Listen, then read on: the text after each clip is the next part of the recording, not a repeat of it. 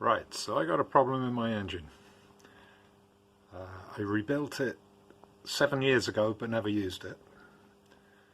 Then I gave it to another guy to run it up and make sure it ran for me, which he said it ran fine. Now I've put it back in the car and here we are. I can't get it to fire, so that's the main problem.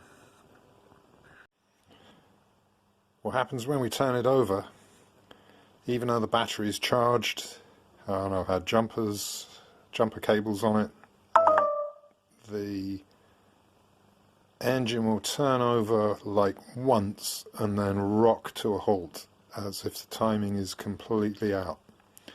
So we're going to find out, obviously, how bad is the timing and how do we work out what's gone wrong.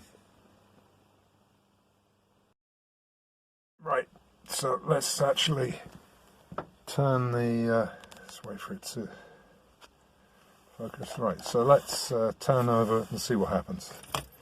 Ignition on. I've got the ignition light, oil light. I'm not going to start the petrol pump for this. You can hear it running. So we're just going to turn it over and see what happens.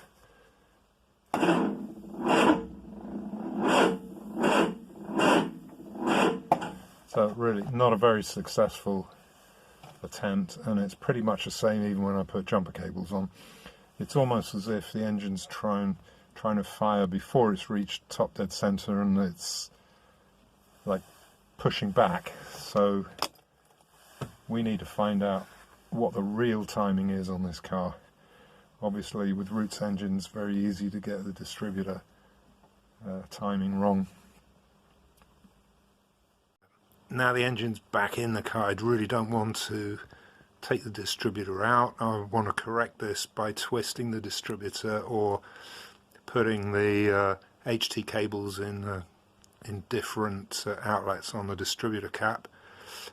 But even now I have very little idea how badly the timing is out.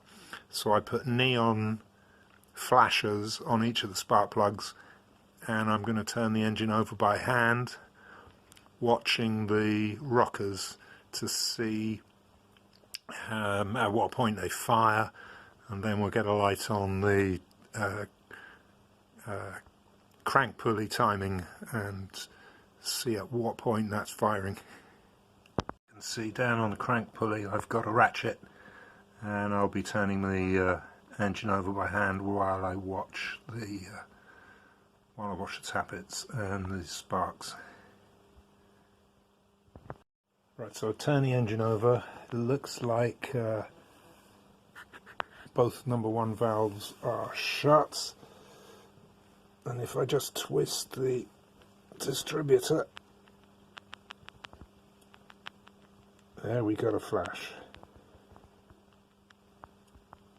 So next thing is check the timing marks on the crank. Right, so if we look down there on the timing marks I painted on the crank,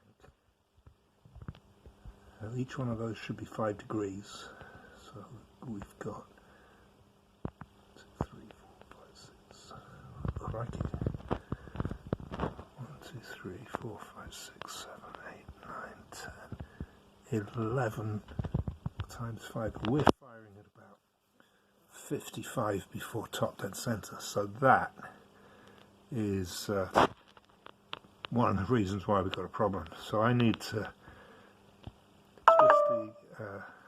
twist the distributor until I get the flashing, probably at about 20, and that hopefully would get the engine firing. So let's try and adjust that. Right, so I've now adjusted that to about 10 before top dead center, and if we come up and watch the spark while I there we are, we've got a spark. So I know the distributor is now roughly in the right place. So those of you who know these engines will know that this is 180 degrees out at least. Easily done on a Roots engine. So what I've done is I've put the spark plug cables in the opposite points on the distributor cap. Okay, so we set the timing to about 10 degrees before top dead center raw. That means at least we'll be sparking in time to catch the piston on the downward slope. I've turned the fuel pump on. Let's give it a go and see what happens.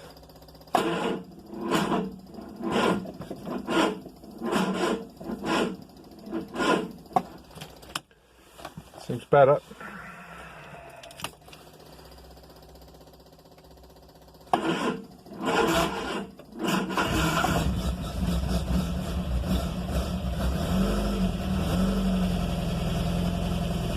Oh, glory be. So that's a weight off my mind, and that's how you set your engine timing. Lots of things to tidy up tomorrow. Let this carbon monoxide get out of my garage overnight. Follow this thread if you want to get the full story of how we get the car running after this.